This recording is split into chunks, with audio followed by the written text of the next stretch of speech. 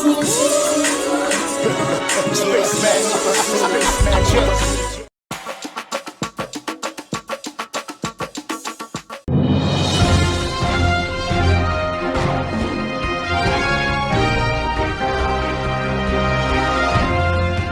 pe bangankolo wangai Telespatère loyeli malamu na makamabuki Yo, le sac qu'on a bino boss ngai tata songi tata makamabuki.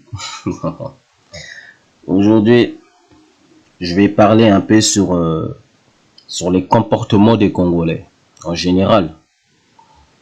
Il y a des Congolais et des Congolaises qui ne comprennent pas ce monde, en fait, surtout ce qui se passe dans d'autres pays.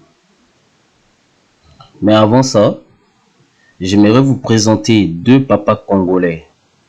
Un qui est du Congo, Mavulafwa, c'est-à-dire alias Brazzaville. L'autre qui est de la RDC. Bon, je vais pas jouer toute la vidéo complète, mais je vais juste mettre la partie où ils sont en train de bagarrer. Et devinez, ils se bagarrent pourquoi en fait. Les deux papas voient rien là. Se battre juste pour des vêtements. Suivez. Vous-même, regardez. Hein.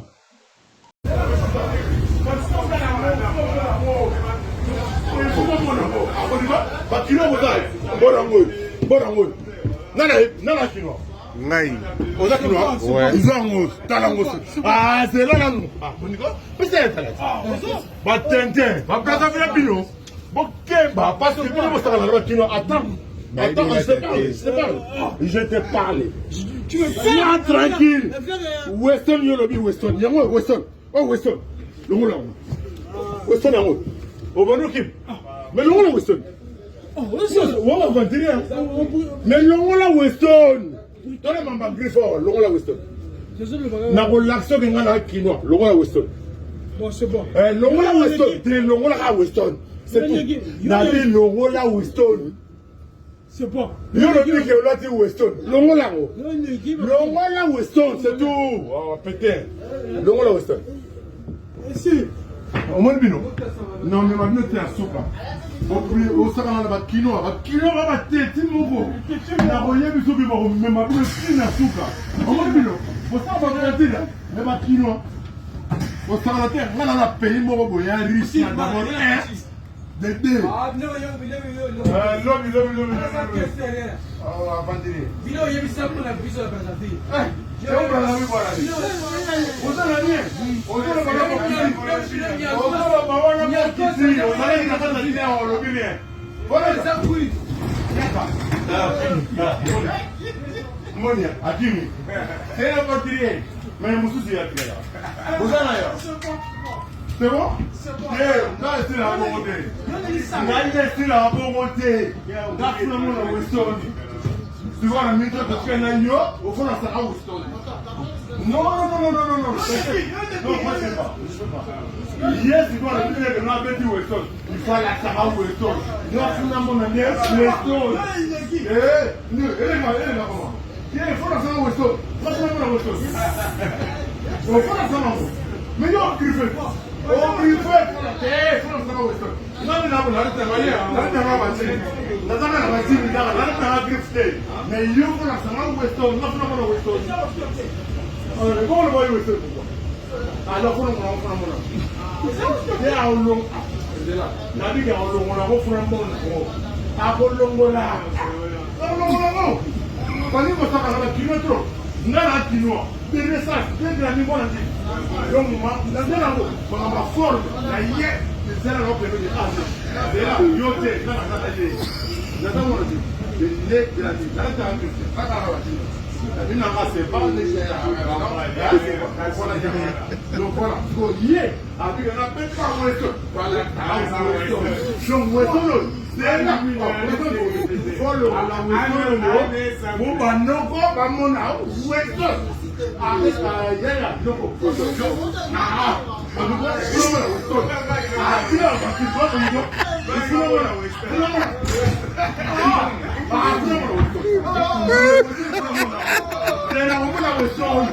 Nana kuna mwana wewe.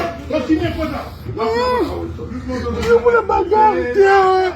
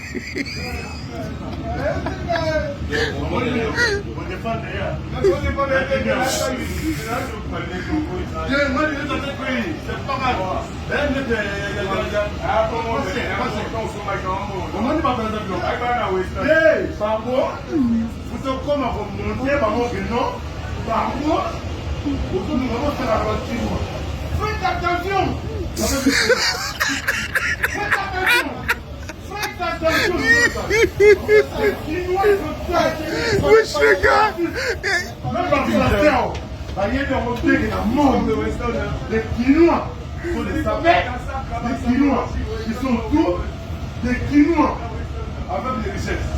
Faites attention, je te dis. Logo. Alors, ah ouais. Ouais, non, téléphone non, c'était. Balier téléphone. Ma picture balier téléphone, balier. Tintin, balier téléphone. Ma picture balier téléphone. C'est possible. Ma picture balier téléphone. Attends. Attends, petit.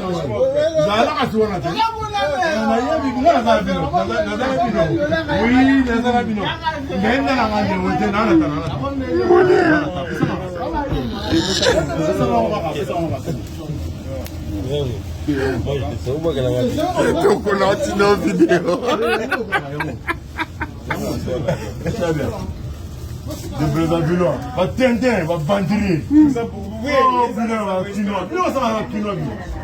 Oh, Bino, on a publié Bino. On a publié Bino. On va vanter dans Bino. Et on va vanter, on va manquer ma Quinoa. Eh, faites attention. Nous, on est des Quinois. Fais pas des aventures. Putain de merde. Excuse-moi, gars. Logo. Excuse-moi. Kitoko, père.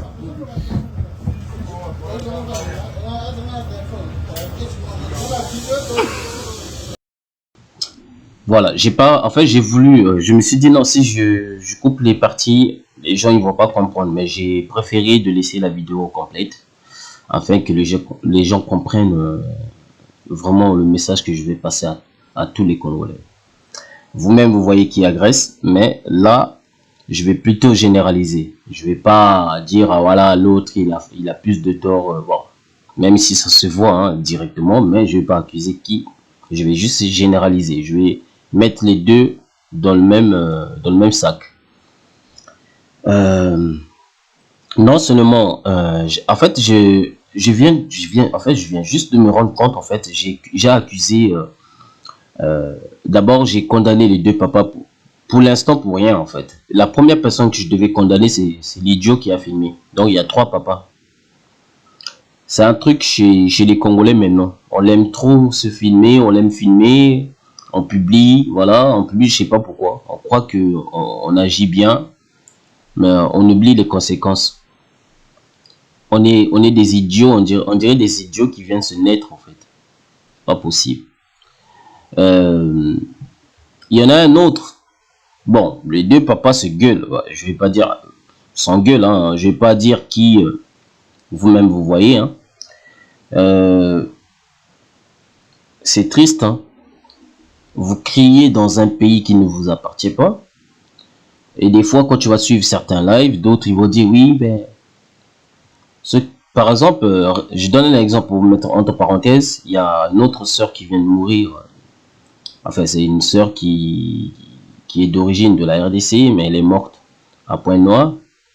Et quand j'ai suivi certains lives, il y a certaines femmes, il y a certaines personnes qui disent, ah oui, ce gars qui n'est pas kasa alingaki kobika kuna na Congo wana, bazarana, batretaka bien te, l'hôpital na mariza bien te. Et il y a un gars aussi qui va dire, oui, na bis bango moko na mboka na bango soki bazana kaya grave bakendaka na Kinshasa. Bon, siko na Kinshasa soki bazana kaya grave bakendaka wapi? Donc en fait on fait des confusions, on se dit des choses bêtes sans réfléchir. Parce que Tonika Katoz est au-dessus de l'autre en fait. C'est ça qui nous lie, c'est ça qui nous sépare. Congolais à RDC Alingaz est au-dessus de Congolais de Brazzaville. Congolais à Brazzaville, la Ningaz est au-dessus de Congolais de la RDC. Et voilà pourquoi on n'avance pas.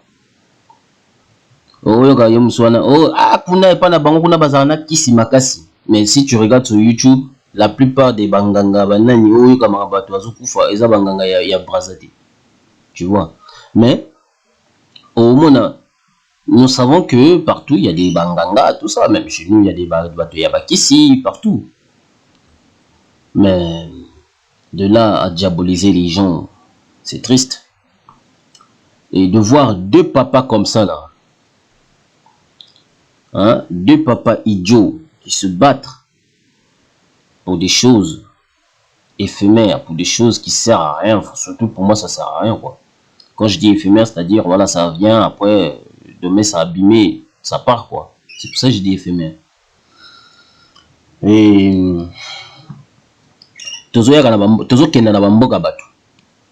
ah oui, en fait, il y a ça aussi. Dans certains lives, hein, vous verrez, il y a des femmes qui disent oui, mais il fallait azonga mboka na biso eza nango malamu kuna toyeba ki ete susu abunga kaka boye parce que ye moko alingaki kopesa susu sinte par rapport ya situation na ye tout ça etc. Certes, mais na poto ape ba star bazali nani parmi vous a benga bango atuna bango so baza bien ou pas, hein? Domazé ngana mona ye na Angers Domazé ce kazo ka voir nga yeba mamazolo Domazé na mona na Angers boye be sika kufana avant comme la situation ya malamu boy azara na zemi ya kufana na tango asenga. Bon bref, je vais pas raconter ça parce que c'est pas bien. Ye moko ayebe nani donc tango na moni Domazé et salanga passe ah yena tango azaka na Congo azaka star au moins peut-être moi bato ya poto ba bengi batinde moi nsoke ata batinde 10 € là-bas et comme rebelle.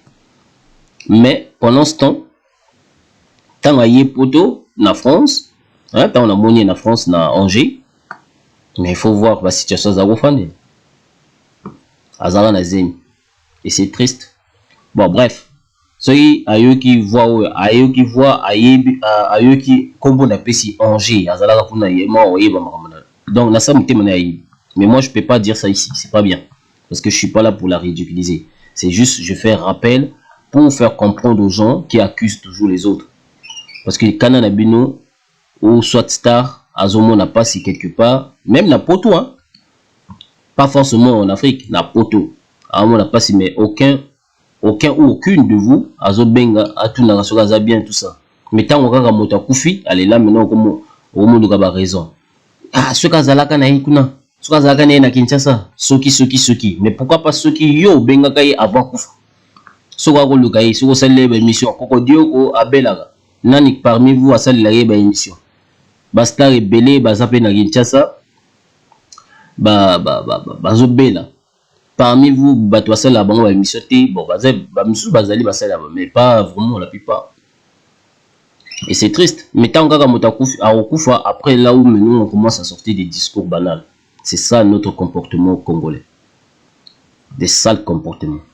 Et c'est pour ça banana o tous robota la bapoto la bakomi ba wesh. Pona bango azane congolais taza français. Et il y a aussi des mamans Naba papa ya mayelete, ils appuient ça.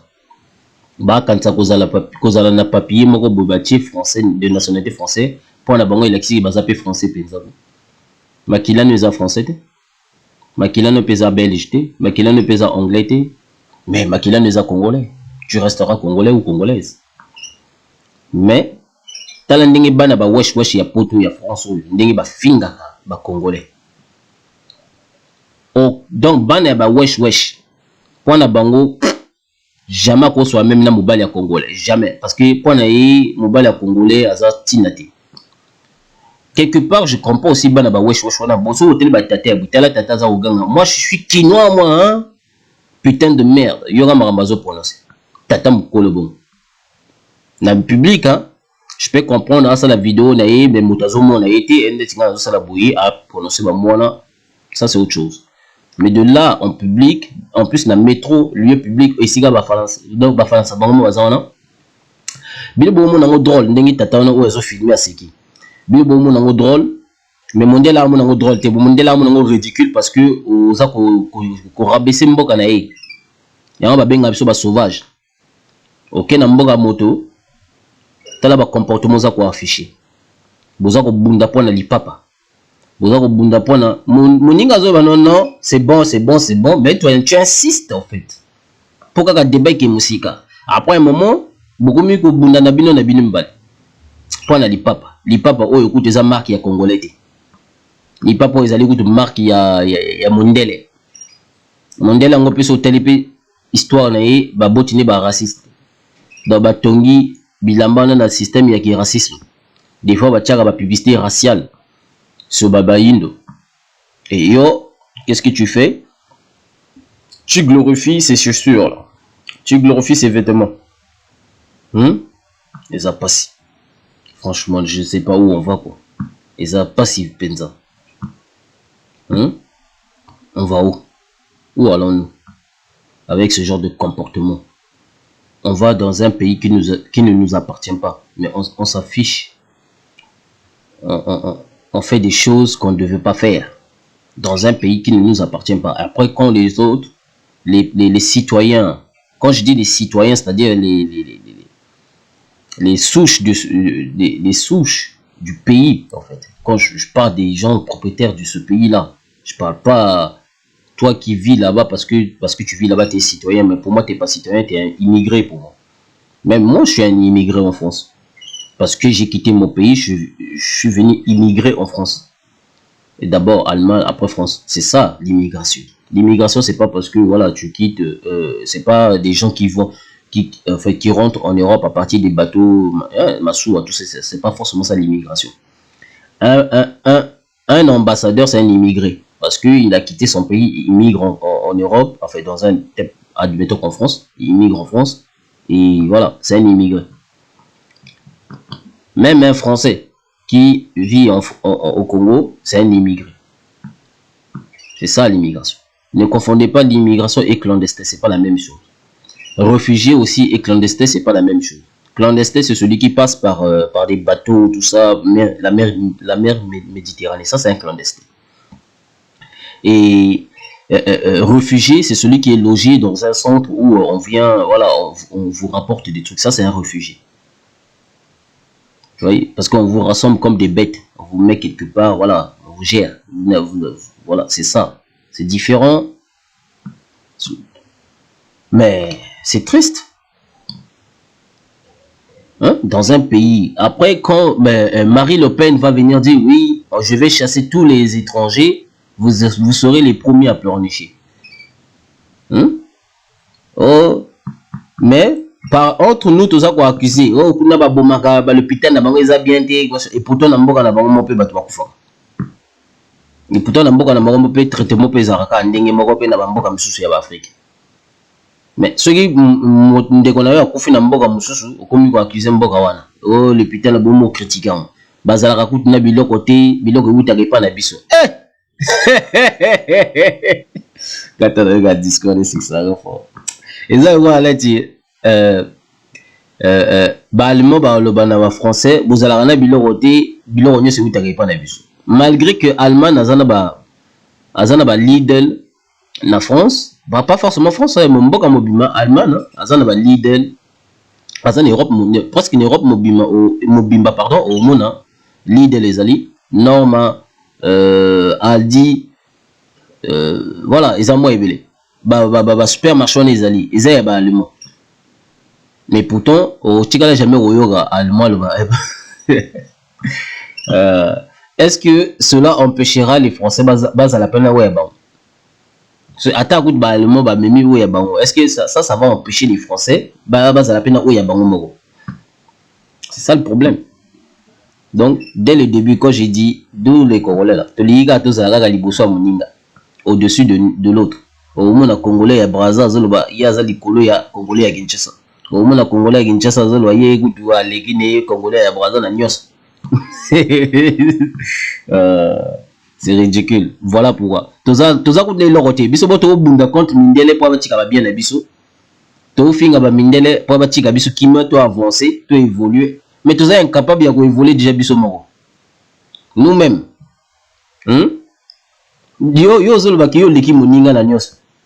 Mais et pendant ce temps, mondele mtazwa ga nyos na mboka no. Bon, yo lega moninga na nyos ni.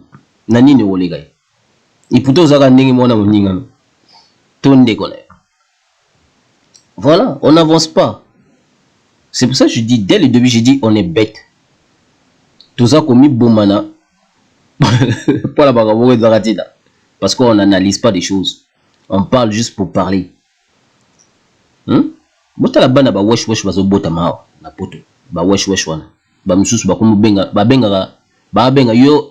biso batutu internet ba Congo wana. Tango ye na mboka ba benga biso ba bleda. Momo wita chez ba arabe. So ko za bleda te même wesh wana pe wita momo wita pe chez ba arabe kuna. Donc bana otozo bota wana poto. Parce que moi j'interdis mes enfants de prononcer ce genre de mots. J'aime pas. Baloto bota hein oh ba wesh wana ba wesh tant yé au monde parce que azolo ba faransa mieux que les gayo a au monde net aza au-dessus na yo a au monde net lekio na mayele parce que yazolo ba faransa mieux que toi en fait parce que yazo quand ça ko lo ba faransa malamu election de oyebi oza mayele parce que zali mentalité ya mindele batina pour mondele pas quand ça ramon le ko la ya aza mondele azali au-dessus na yo. Yangwana c'est la même mentalité bana ba wesh wana to bota gawa na ba poto o yazo kanza le kwa za na nationalité française alza likolo na yo za ilokoti a bengo bleda mazo bosa na ke ba bochi o ba bota na poto wana baza ba bleda siko tout yebisa yiga bongo yebisa ke tata même tata na maman baza ba bleda pour ba uta pe ba uta mboka ba bota mawade alors ba non. Il faut pas vraiment différencier. Il faut différencier, pardon. Faut différencier parce que ils sont pas tous pareils. Comme ils ont ba botina, ils ont protégé ba botina. Mais il y a benga ba tomisusu ba bleda. Alors ridiculiser la nation, na ba internet, au monde azo finga ba école na internet. Mais si go tango ba to ba attaquer ba botina a comment protéger ba botina. Or azobosana ata fingi ba boti misusu ba ekolo misusu e ko toucher pe ba boti na yemoko po ba boti ne pe ba botama pe na potote. Donc bano bazobota mabalelo yo ba 2000 wana bana ba wesh wana da bango nyonso ba wesh bana ba 2000 so du bango na ba 2 parce que biso toza ba génération ba 1000 ngaza génération ba 2000 t. OK bana ba 2000 biso ba génération ba 1000 wana ba benga biso ba bleda parce que bana ba 2 à partir ba 2000 parce que wana sko bana ba wesh gang tala le poto na monoko donc pona bango ko to falansa ko tala ba le poto te bango ba pona bango ba leki falansa donc pona bango gaulois za gaulois te bango ndi ba leki ba gaulois bango ba za au-dessus de gaulois botala bango na ba Instagram ndenge ba finga botala ka ba titre ba koma je ne peux pas sortir avec un blédard. Balobaga bongo bana ba wesh. C'est quoi tant balobaga je ne peux pas sortir avec un blédard alors que linga mondele so mondela boyi abani ko finga su mindele. Oh vous les blancs là vous détestez les noirs mais je ne peux pas sortir avec des blédards. Des inconscients qui ont la bouche pour parler mais dans le cerveau c'est vide. Et bela ba maman na ba YouTube maye les atenamitu. Maïe les kima. Ngala eza de sous-souté, c'est-à-dire valeur. Vous n'avez plus de valeur en fait. comme étant que humain. On parle juste pour parler. Vous croyez que vous dénoncez alors que vous ne dénoncez pas. Vous ridiculisez encore. Sans réfléchir. Comment vous pouvez imaginer deux papas comme ça, deux idiots des papas comme ça, qui se battent juste pour des vêtures. C'est incroyable. C'est incroyable. En plus, des vêtures qui appartiennent, voilà, aux étrangers. Je dis pas que c'est l'étranger qui a fait tout ça. Je dis, ce que je vais dire par là, en fait, la marque, donc, eux, se battent pour ça, ça appartient à un étranger, pas à un Congolais. J'aurais pu comprendre, mais, même si, attends, je rectifie un peu ce que je vais dire aussi. J'aurais pu comprendre si c'était la marque congolaise, mais j'aurais pas pu comprendre en le faisant en public. Moi, ce qui me dérange, ce n'est pas parce qu'ils se battent pour une marque quelconque, non. Ce qui me dérange, Bazar Bunda, na public. Non seulement ça ridiculise l'identité congolaise, parce que, vous avez une image, voilà. Ivoiriens, regardez comment les Congolais sont. Ils se battent pour des vêtements alors qu'ils ne foutent rien dans leur pays. Ils sont incapables de construire des routes. Ivoiriens, bon. Pourquoi? Parce que Ivoiriens, ils ont une autoroute à Rosaganati, il y a Makassi. Donc, il y a un hôtel, mais il y a un route. Tu vois? C'est Ivoiriens qui bon. Donc, j'appelle les petits Togonais, Guinéens, machin, etc. Au monde, on peut rabaisser sous les Congolais. Mais le lot, ils ont mindé les thèmes, les Congolais, comme bateau bazan a sale comportement. Ils ont peu africains. Surtout les Ivoiriens, les Banda, qu'on ridiculise les Congolais parce qu'il y en a parmi. Bon. Parce que les Ivoiriens valorisent la langue française. C'est quoi? Tel année attaque les Congolais par rapport à ça. Tel année finga les Congolais par rapport à ça. Ça, c'est des Ivoiriens. Mais maintenant, après les Ivoiriens, comme moi, petit mboga mikem qui est là, Togonais, ceux qui ont finga peine à les Congolais. Ils ont rabaissé les Congolais. Donc, n'importe quel pays Afrique. Dans le monde, il y a bus à permettre, tout le monde là Angola, tout le monde là, moi Gabon, tout le monde là Centrafrique, un peu Cameroun, bon, Cameroun, tel là, Bazarapé, bateau. Tout le monde là, moi Afrique centrale. Mais Afrique, il y a des colons en Essika, Ivoirien, Wara, Nan et tout ça. Bouta la bande, Rabé Saraban, Congolais. Même attaque Congolais.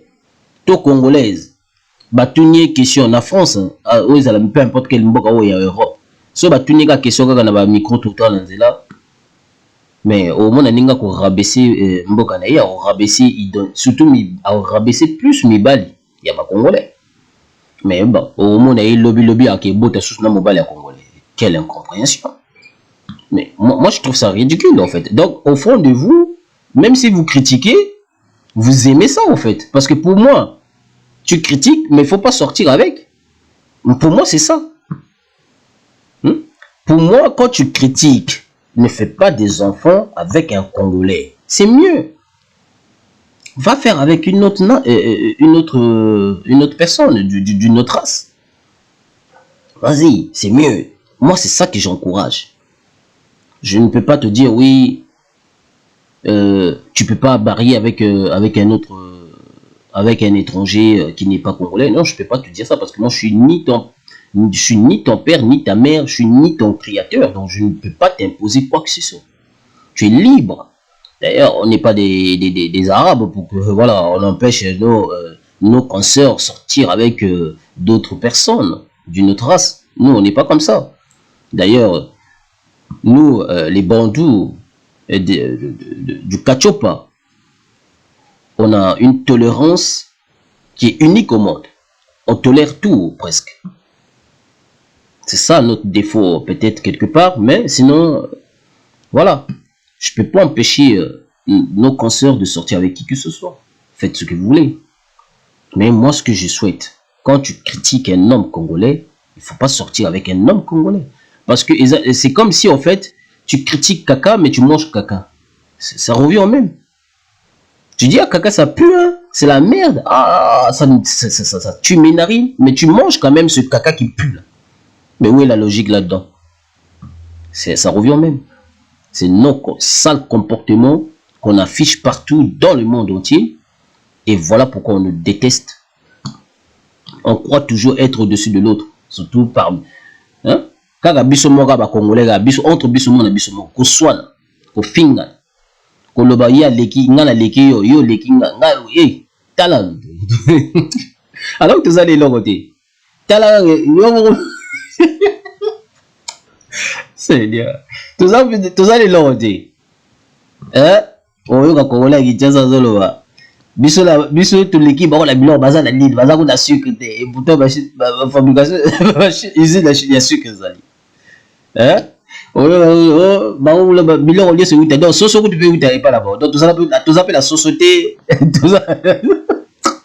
Ah, il y a des raisonnements dans ce monde que je ça me fait marrer quoi. Hein? Tout ça la société, tout ça pour t'attendre la farine, rien du tout. Donc bien sûr tu pas là-bas. C'est pas possible. Alors que pendant ce temps il y a des citoyens aussi à Kinshasa qui disent que non, il n'y a rien. Biloko et matitalo, biloko ezate bon. Nengi biloko ngo et utaka pardon la braza. Biloko ezo utaka Kinshasa. Bato bazala ngo mingi kolega bato ya braza. Mais biloko la boka na bino. Bozo le biloko ezate, biloko donc et matitalo tout ça. Mais pendant ce temps bozo baso bomima rasus biloko na mboka ya bato. Et pourtant, chez vous-même, le peuple souffre pour ça. Chez vous, dans votre propre pays, le peuple souffre. Donc, même dans mon pays aussi, le peuple souffre pour ça aussi. Bon, comment se fait-il que toi qui en as plus que l'autre, l'autre qui n'en a pas, mais toi-même tu plonges alors que tu plonges sur ça en fait, tu n'en as pas aussi. Ben, il n'y a pas de logique. Parce que je suis... tout ce qui va débat là, tout ce qui va marambo ya ba o ngana lekio yo leki ngana lekio boy ngana zana boy, on n'avancera pas. Parce que c'est ça que ba étranger ba planter na mitu na biso. Attendez hein, nazo l'accès moi et loro moko boy oyo ba belge ba commence ba ngala pour na beaucoup comprendre que tant que biso doit continuer kaka ko soit na entre biso na ba net. Tant que tu continues, kotanga raté, tu vas la bazoba. Pendant ce temps, Mondela ça ridiculise biso na ba buku na bango. Na la sabino ba belge moko ba kenda Kinshasa akenda na Congo RDC. Botala makamba komana so ba bangala bozela na sala capture ya livre wana bozana la sabino. Voilà. Donc na la sabino comme ndenge na promettre bino dans la sabino pour nous comprendre ndenge ni ba mindele ba mona biso. Bon livre oyo na sali livre na zo l'accepter na affiché bino ezali mondele ya belge tango asi abundaka soki première guerre mondiale ou deuxième guerre mondiale je sais plus akendaka epa ba asi tango asi ko bunda guerre na bango esili bon bango ba ben guerre mondiale mais ngana ben guerre européenne ils a guerre mondiale te tango esilaki après batindaki mission na RDC. Donc makamba commence au bangala na otangela binongo boyoka. Et moi je vais pas considérer comme si il s'adressait que chez Bangala. Moi je vais considérer ça comme s'il s'adressait à tous les Congolais. Vous voyez? Donc c'est pour ça dans l'Ina Laxabino pour la faire bino comprendre le temps que biso toza ko perdre ko bundana pour la buzoba ndengeni ni mondela zo mona biso. Pourquoi j'ai mis ce livre, les parties de ce livre en fait pour la beau comprendre buzoba ya batata wana o basali na o basali ba uti ko sala na kati ya métro buzoba wana basali siko mondela zo mona biso ndengeni hein botala. Non s'il te plaît chérie tu peux me brancher ça? Quoi? Branche-moi ça, c'est donc, Natang et la bino, hein? Bon, na banda awa, babi, boyoka. En général, ils sont vaniteux, voleurs, menteurs et d'assez mauvaise conduite. Boyoki, ngatem na komi yango, Mondele mutakomi wana. Pour ce bon matin, et ça livre penza a commis sur Bangala. Bota la même na sekuna bo mona titre ba commis Bangala Congo à donc page 9 na se. Mais na likolo bati 79. Mais na se bati à 9. 1,9. Mais titre zali Bangala Congo entre parenthèses. Donc yo oyoki ninga lobi mondele wana alobi boy. Na rotanga ga bisika oyo ba commis na o na souligner na feutre. Na rotanga te nyos na bani kotanga nyos voilà, c'est pas bien après vidéo za moulayi. Mais na rotanga ba point intéressant, ba point important. Donc na bandeli en général. Donc na bonioso wana mondele mdalobi hein. Bazali vanité. Donc bazali vaniteux, bazali miyibi, bazali menteur. Donc le kuta est d'assez mauvaise conduite. Donc tout ça bangala bazaka. Donc pour nanga na zongo neti bangala ti. Na zongo neti azol lobela bato nyonso en fait. Ba congolais nyonso. Pour na yeba congolais bazaka na mauvaise conduite. Akomaka ngo tonga zaki na Congo parce que histoire so botangi livre mobimba akendaki na RDC parce que aza belge. Akenda na RDC série wana tango belge. Belgique ezaki ko gérer babeng oni mboko babeng tango gérer Congo RDC à l'époque quoi. Donc du coup il y a abandaki ko kokoma soit disant il y a za ko mona mais sikoyo c'est pour ça bomona ka bana na bango ya mindele ba mona ka biso bazoba ba ridiculiser ka biso ba mona biso ba voir rien ba sauvage pour bango soki ba monika ka congolais azobunda pona bango ezali ba sauvage et pourtant bango mo pe ba bundaka. Mais si jamais barotika le bango baza ba sauvage ba le baka biso.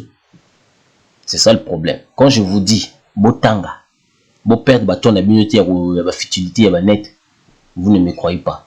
Pendant ce temps que Mondele a ridiculisé bino na CCC, azo komamba beaucoup sur bino et biso tozo ça quoi? Tozo oswana, tozo ko laksa susu oyo bango baza ko le ba sur biso. Je vais lire la suite. Leur amour, leur amour, je dirais leur passion pour les étoffes voyons. Donc, pour yé, ba congolais, bon bangal, azo s'adresser la bangala, né na uta le baka pour ba congolais en général, na chaka bangala mais en général. Pour yé ba congolais, na tangwana, ba ko kinimingi pa banganga, ba linga banganga makasi. Pour yé, il est donc il dit est vraiment incroyable. Nous ne sommes pas encore parvenus à en délivrer nos enfants. C'est ce qu'il a écrit, hein. Et comment il s'appelle? Beachman Move anti-esclave. Voilà. C'est 11e siècle, 1899. Voilà. Bref. Ça, c'est Mindele Mtu. Il est à traduire. Voilà. Traduire à traduire makambo yo nano alobaka moi mondele moko boya américain si je ne me trompe pas à traduire en français à commis voilà mais siko la tanga suite ya yimoko renseignements géographiques et ethnographiques généraux hein yoga makambo sukazo pour meurent en général les Bangala sont incontestablement bien doués sous le rapport intellectuel bomoni awa alobi bien. Donc, pour naye bangala baza mayele tout ça, baza doué pour nango. Mais, tel est suite, les Bangalas sont cruels. Les Bangalas sont cruels. Les sacrifices et les repas humains accomplis au milieu de la joie générale le prouvent. Donc, pour naye Bangala baza ba cannibale. Donc, ba Congolais baza ba cannibale. Basala ka ba sacrifice ba liaka pe bato pona ye wana mundele mtazolo ba pendant ce yo ozana net oza ko finga olobi ayo ngana leki yo ozana nini chez yo mais est-ce que mundele oazo komepa na tout en suite ils sont en outre de mauvaise foi ozoga mundele mtazolo pendant ce temps que ngana yo donc congolais à Braza na congolais ya Kinshasa tuzo swana biso na yo tuzo swana kuna na mboka na ye mondele azo finga biso azo ba non bango baza mitema mabe. Bon, siko etango yo biso mibale ba congolais tozo sona na mboka na bango tozo ko afficher comportement oyo bango bazo koma sur biso, mais ça ne prouve pas que baza na raison. Franchement tous à honnête yo comme moi na tanga suite hein abi ba congolais baza na mauvaise foi, baza mitema mabe, baza ba menteur, baza cupide, bazali pillard. Donc bah, voilà, il me a souligné. Abi, je vois en eux l'homme à l'état naturel, livré à ses mauvais instincts que ne refrène pas l'éducation. Point naïe, comportement ya ba congolais ezali image ya éducation ti. Parce que toza ba miyibi, toza ba lokuta, toza ba mitema mabe. Point na mondele. Ça c'est un Belge qui a écrit ça. Sur les Congolais. Tanga suite ya mususu. Donc, tant on a mona ba Congolais mususu bazulu ono na braza kuna bazani loko ya kolia te, bazana nini te, boye biso to memara bango nyonso et c'est ça nga makasi. Siko yoka makambo mondele. Pendant ce temps que ngana yo Congolais, nga Congolais à braza, yo Congolais ki ntisa ngano tozo swana. Tala siko makambo mondele azo koma sur biso yoka. Alobi boye. La jalousie, l'orgueil, la vanité, l'enthousiasme les dominent comme nous. Oui, donc, quelque part, à reconnaître, tout ça peut être jaloux, tout ça peut être orgueil, tout ça peut être vanité, tout ça l'enthousiasme, le coup la bango. Quelque part, à ça qu'on reconnaît ça. Mais côté, il y a du... Dès ce qu'on m'a ramassé, à le but, dans le biloko, il y a que non, on a reconnu donc jalousie, l'orgueil, vanité, on a bloqué ça général. Wana a tchekout na bango. Mais si koyo talasko esika azo longo lasko bango image na bango. Azo sokola image na bango yoka sko suite. Abi et malgré la polygamie, l'achat des femmes et les lois sévères sur l'adultère, l'amour chante aussi dans leur cœur. Malgré l'adultère, la polygamie, machin, etc. Baza ko critiquer. Et pourtant, chez Bango, la polygamie, ils allient. Tu vois. Mais ici, quand on a la Bango, ici, quand lobby, Bangala, bazali cruel, bazali, bateau sacrifice, baliaga bateau. Et pourtant, quand on a Bango, balia bateau. Namindele, européen, cannibale, bazali. Mais à quoi qu'on le bapé, bazal, namba kamwana pe, nous la biso, enthousiasme. Donc, nous sommes pas appelés nous la biso. Alors, quand on le babon, on a commis à côté. Car ici, il y a jalousie, orgueil, vanité, voilà, etc. a commis de quoi la biso. Mais le reste, voilà, a ridiculisé biso. Alors, bandeko. Donc, on continue quand on soit là, na makambo zangatina. Donc, on continue quand bon. Mais, n'engini dit to quoi avancer. Ce qui te évolue là, bolingo. Bolingo, entre biso évolue. Franchement, tous à la peu honnête. Namino Ronabino, Nzambe. Mais mitema kindoki. Na minoko na biso nzambe mais mitema mabe. To yebi nzambe wana kaka na maloba. To yebi nzambe wana penza na mutema te. Nzambe totanga ka mingi na ba YouTube wala. Yango nzambe ngo eza nzambe wala. Na lakisa bino déjà nzambe soko zolo ba nzambe ezali mauvaise prononciation.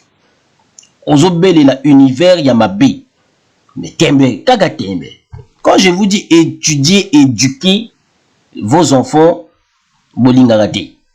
Bino bozo l'exactement la mieux. Ce qui nga na télé bino par exemple vidéo on a vu sinon oko benga oko jamais par exemple alphabet ou tozana ngwana ou bino botanga ga mingi wana alphabet ya lingala ezala lingala ki Congo etc. ou bozana ngwana eza mondele mutasala ngo ba kongole bile bandima gate.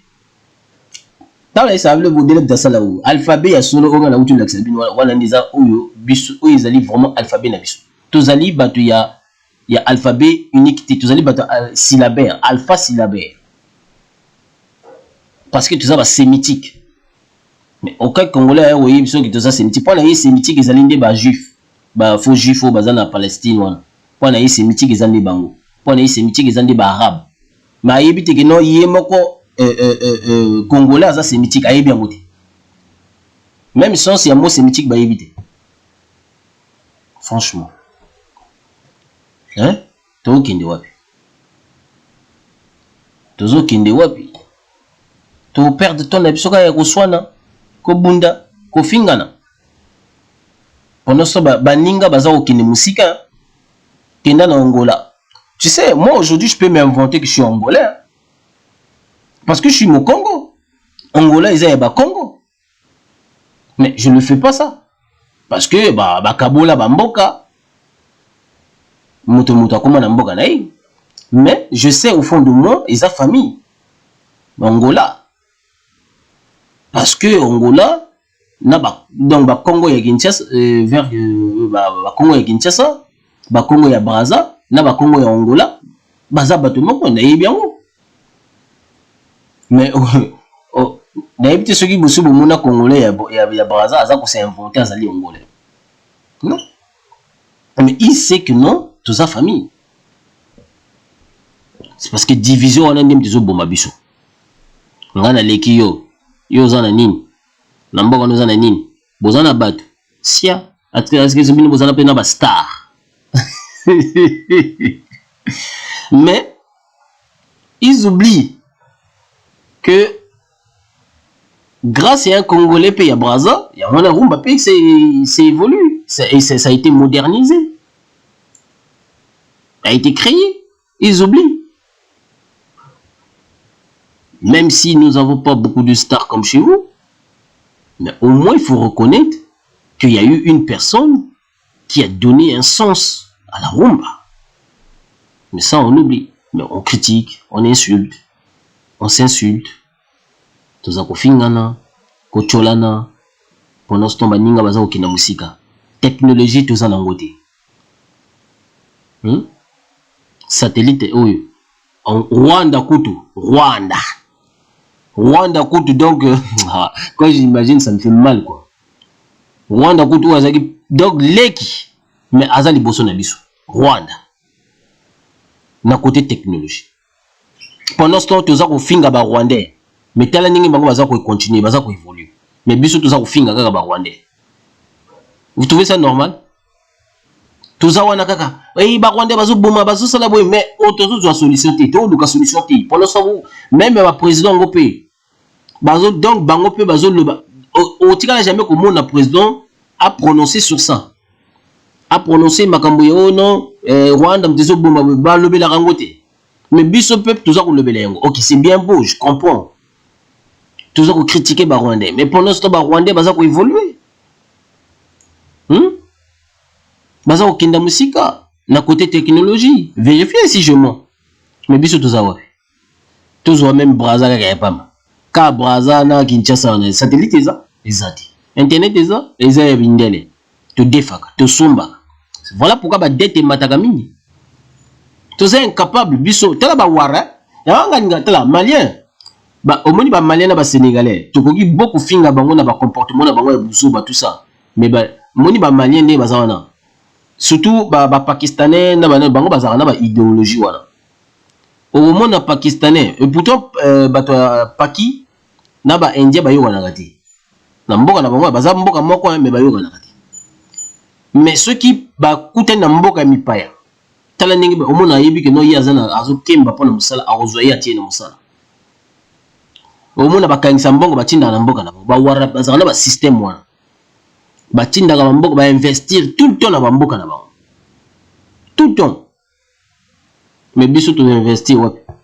Tout le temps ka ko finga na ko lobela makambo ya mibali, ko lobela makambo ya ba sexe, ko lobela makambo ya ba comment on appelle ça le truc là? Ba tiye bon voilà, mais c'est ridicule. C'est pathétique. On est pathétique. Franchement, ça je mange pas le mot. Nous sommes pathétiques.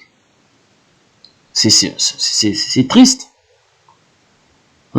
Baninga baza ko investir. Au monde tala ba Econ azotonga ville mobimba ye azana mbongo. Congolais aloba kozali milliardaire ozana mbongo belé koleka bato belé. Mais ville nino tonga na mboka na moko. Tala Econ azotonga ville na mboka na ye.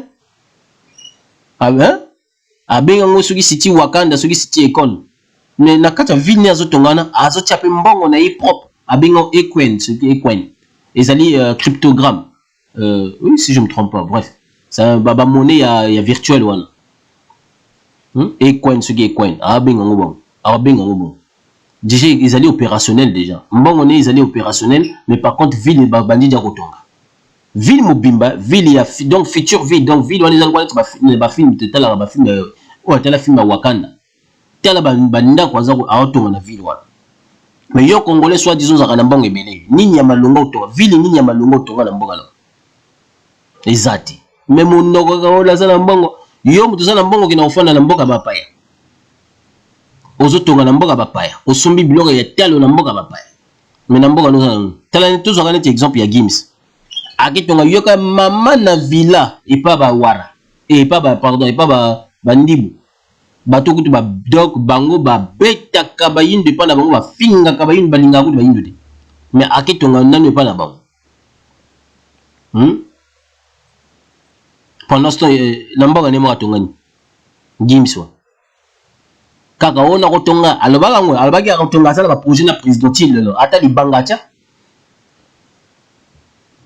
tu vois congolais kaka boye vantard romona Gims azolata ba montre ya talo mabilamba ya talo azoki soma bilamba ya talo mais pendant invest tala ekone azaki musicien le gola hier mais tala makamba azotonga tala makamba sali ba projet sali donc apesi ba lumière panneau solaire na ba mboka ebele ya Afrique soki lelo to yebi énonce bi c'est grâce à Econ bato ba yebite akila fo c'est grâce à Econ pour moto pa banda congolais ya liboso o ya banda ko beta na ba mipaya net ba américain wana bon Econ azali sénégalais d'origine mais aza américain ba mipaya ba Jean-Paul tout ça ezali énonce bi eza falite bato ba yeba moto eza falite fallait asali kaka après na ex musicien ya 50 Cent mais eza inonce bim ta banda makambo wana ko beta na ba américain eza inonce bi eza falita mais bato ba boya ko lebela ko point tu vois parce que toni kaka to lo oui au moins telescope bata falini balwa fallait arrêter fallait asala nyoso ya za au dessus de tout et pourtant azale abanda ko makambo nyoso te makambo na nyoso ba vie ko to pe bisi masala mais ye azala alobaka ya leki bato nyonso nakoki pe koloba boye mais wana fali mtalobaka nakoki pe koloba boye mais soko totali na source aza d'origine aza origine ya makambo ebele te style net ya koyemba ba soit disant ba américain yete mtabanda yango style ya koyemba net na ba R&B yete mtabanda yango mais tala soko ne baloba koyemba mtabanda babi ndombe kutu abanda ko bet donc album ne ye yemoko solo abeta na USA wana kutu fali kutu nani azana solo kutu ya koyebana te nani kutu toyeba ite ke fali ya kokoma musicien solo toyeba te mais babindo babanda ba style wana ya ba américain depuis USA premier album na bimisa yemoko solo solo zo ko so boke vérifier papa wemba banda ko yemba ba style wana déjà na ba nzembo ya ka ko sinon pas ça ayimba ku na ba mwana mo bazaki canadien aza canadien mais d'origine congolais ya RDC azaka ba rappeur ya Canada papa wemba yemba na ye rap donc fallait asali loko nouveauté mais tel ndenge batuni balwa c'est comme si yemba tabana nyoso parce que congolais alingi kaka ozala au-dessus de l'autre congolais kutazo boya ke faire asala maram non, on est bêtes quoi franchement nous les congolais nous sommes bêtes. On n'est pas vraiment intelligent, franchement. Parce que il y aura tout ça pour avancer. Tu es biga kawana. Bref, nanga kana l'examino kaka message, nanga leki sa message oyo pour na makambo ya buzoba oyo biso ba kongo tuzo sala mingi na mboka bipaya. Tozo lo ba to finga mboka ya biso moko ya ba Kongo ya ba Afrique wana. O ngala kuna ba sala ka baswana ka bato bien te. Est-ce que ba sali sa ka bato bien? Mais pendant ce temps, bamboka na biso moko pe bato bazokufa. Obi na bamboka na biso za malamu, basali sa malamu et pourtant bato belé pe ya ba o bazana mboka bakufa pe kana mboka na bamboka na biso moko. Mais pendant ce temps, tant OK na poto au moment na poto pe ba congolais pe bakufa. au moins appelle na poto congolais abomi congolaise, congolaise peut abomi congolais. Bazali. Mais au lieu de tout réfléchir, tout évoluer, il y a un monde là qui a pessimé sur la France. Alors, c'est tout. Le reste, bon remarquer, hein, bon remarquer, na tchébino na défi. Ce qui est histoire, il y a l'humanité. Hein, na français, par rapport, tout donner exemple par rapport, il y a comment on appelle ça, origine, il y a bateau, hébreu, au bazaba noir. Bon remarquer, na français, ils ont raté. Point. Mais kaka na anglais, ils allaient, mais ce qu'on peut la traduire, ils ont rendu passé. Ba preuve ezali vraiment ba preuve efficace ezali ils ont dans livre Bible King James il y en a donc il a appelé ça ba preuve efficace à prouver de A à Z que ba hébreu ba noir ils en anglais malheureusement mais ba français ce monde ba français ba beaucoup na ba traduire mais ceux qui ba ko finga net ba yindo ba sauvage ba nani kasi ba beaucoup na ba traduire. Na tanga livre moko boye boza un jour na rotiela bino tanga livre moko ya Abbé wana aza qui anglais ou américain comme ça si je ne me trompe pas akenda Congo na ba Congo pas ba Congo ba période ba kabola diabo non ya akenda ba Congo ba période tango ba ko kenda ko mema déjà ba esclave akona que non à découvrir kuna langue ya ba congolais c'est-à-dire Lingala, Kikongo, surtout Kikongo, c'est basé de Kikongo, parce que c'est un territoire de Congo. Abi na découvrir, bazana ba mot, ils ont équivalent, ils ont même pas équivalent, ils ont égal à hébreu. Une fois na salara débat na Zulula, ma gare moko boya ivoirien, azolo et camerounais pardon, azolo moki azali nzambe yim takela mokili tout ça. Donc yewan. Alors donc na démontré de A à Z makambo belé ya wana mona ratina ba de belé de soi na bato. Bato ba yibi chena nga depuis kala ba de qui je parle Zulula wana. Bon. Ici na l'accès hyper. Tu vois? Donc on perd notre temps. Pendant ce temps baninga baza ko évoluer. Ce que tu dis net Angola, tala Angola za ko kenda tongi biloko ebele déjà Angola. Tu te dis qu'à ville Angola, est-ce que tu peux comparer on a ville en Congo Brazzaville Congo Kinshasa? C'est impossible. Tu peux comparer Angola. Nini donc on a deux Congo là. Et là on y a Malonga basala où il est ba ville mususu. Ezati. Mais telle année tu sois là. Mboka nange leki yo. Mboka nange alors que tu as le Malonga te. Autoroute kaka ya Pamba, autoroute à Pamba. Ya Malonga ezati.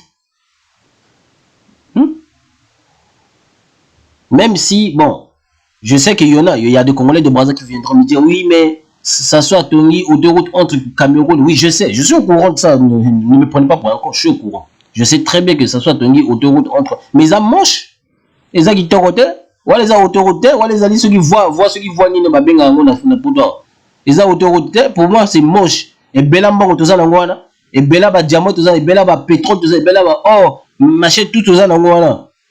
Parce que le mec pendant ce temps capital les a pourri on fouette. Non faut pas ça fait mal quoi. Moi c'est ce que je comprends pas, au lieu de faire des vidéos sur la façon dont les gens se comportent très mal. Nous, on perd notre temps à parler que sur les hommes, à parler que sur les musiciens. Alors que pendant ce temps, il y a des gens qui évoluent. Bon, là, c'est exemple. Hein. On a prouvé que Maramlazo est solo, que Bisoba Congolais, Toyebi, qu'on évolue. Bon, là, na YouTube. Moi, na Mogo Boy, na Kinshasa, à Tonga Mutuka. Sali babé en maquette, sali maquette penza après puis si maquette voilà, ils ont penza magnifique. Asala pe loko babé on bon ah là là attends à quel appé électro loko mo bon désolé mais la bosse ni makombo mais inventeur mon nom inventeur mais invention c'est extraordinaire et qui même que vous faire évoluer Congo la musique. Bon, et si vous avez un défi, est-ce que si vous Libanais ou le Bakazali Congolais, si nani wana yeba pe komoni pe bien te. Libanais ou ba yemba kana ba musicien, si vous avez akina uluka mwana wana. Et pourtant ba ingénieur basé belé na Congo wana. Tout le monde ba tia ba na ba vidéo na ba YouTube. Bon la sanga ata Congolais moko ya riche akeluka bana wana. Asa la projet na ba azawa. Mais tala petit o aloba o ba Congolais ba supporter ba gangi Libanais na kena uluka yi. So il m'a sali buzoba Libanais azali parce que pour naïbi que non pour imaginer que le bana machin alors que nous cherchons des gens pour faire évoluer le pays, enfin le Congo là en général, pour faire évoluer la mentalité africaine, enfin catchopienne, vous africain. Mais non, il est comme Azane Ouara, Azane Libanais. Donc Azotel la Ramboka naïgaga. A cause sabina munogobonga naza congolais machin abotami na Congo alingaka Congo mais so olingaka Congo uzana mbongo kolega bato belé pona nini te ozui petit wana osali projet na yi pona évoluer. C'est comme ça qu'on fait évoluer des gens. Yo yebi kozala mbongo belé omoni petit atungi lokmo ya malamu obi a petit le kozala mbongo belé bwe nga na na zo projet na yo tout tonga ngo belé otoya na tout sombi ba matière tout ça tout tongi ngo be tout teka so tout teki petit on a kozambongo belé. Mais non, aucun Congolais riche à ça la rien. Même na Congolais qui n'a pas bala ceux camerounais wana. Je pense entre camerounais ou ivoiriens comme ça la Congo soit disant des millionnaires. Tala ndenge mo sana fingi sagaye na net. Mais yema ko pe mo sangwa ki aye ko lela lisusu pota poti. Mo za aye ko lela lisusu. Pona ba, mais ndenga fingi saga Congolais wana na somme. O Congolais ngwa riche. Ake bébé sa mbongo na belé pour rien. Alors que pendant ce temps, petit ingénieur bazan na Congo. Après vous venez sur un net, au lieu de télé la makambo ya boye, non, vous passez votre temps à dire des bêtises, à s'insulter, et pendant ce temps, mindele na beaucoup na bango bazako finga biso. Tala makambo zolo. Alors lui, bazali cruel.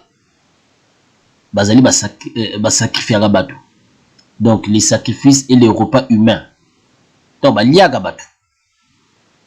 C'est comme si chez Bango ba cannibale ba existait. Il faut zalaga zoba pour ne pas que non na poto ba cannibale ba existait to ba existait. Il faut zalaga zoba c'est que tangate. Mais o atangate a pona ye a mona kaka oui ya ondima ke yende muyinde mtazaka cannibale mondela zati. Tu vois?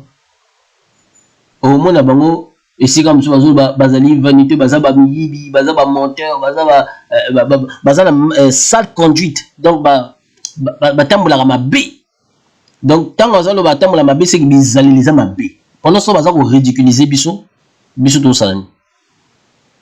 Beaucoup viennent. Ceux qui n'ont l'accès à image ôté, capture ôté, quand c'est belé, si on a le banque na monoko, nga quand ça que non, nazo le banque rapport na ridiculiser bah capture en voilà. Beauté à la binomoro. Vous trouvez ça normal? Pendant ce temps, vous perdez votre temps. Au lieu de lire, vous ne lisez même pas. Vous passez votre temps à s'insulter. Vous passez votre temps à parler sur les vêtements. Mais ça passe. Bon, voilà, Tigibino. Nzamba Zanabino. Voilà, Nzamba à Limbisa Biso. Nzambe à Limbisa Biso. Yabe Limbisa Biso. Pour ma somme comme les quatre makasi asunga quand même mokilo asunga biso voilà tout évolue quoi parce que là ça fait mal quoi ça fait vraiment mal. J'avais beaucoup de choses à dire mais des fois il y a des choses quand tu le dis en fait après il y a des personnes qui comprennent mal après ça crée des problèmes voilà c'est pour ça je préfère juste parler comme ça après bon. Ceux qui ont compris tant mieux. Ceux qui n'ont pas compris, triste pour vous. Hein. Peace and love. S'abonnez-vous.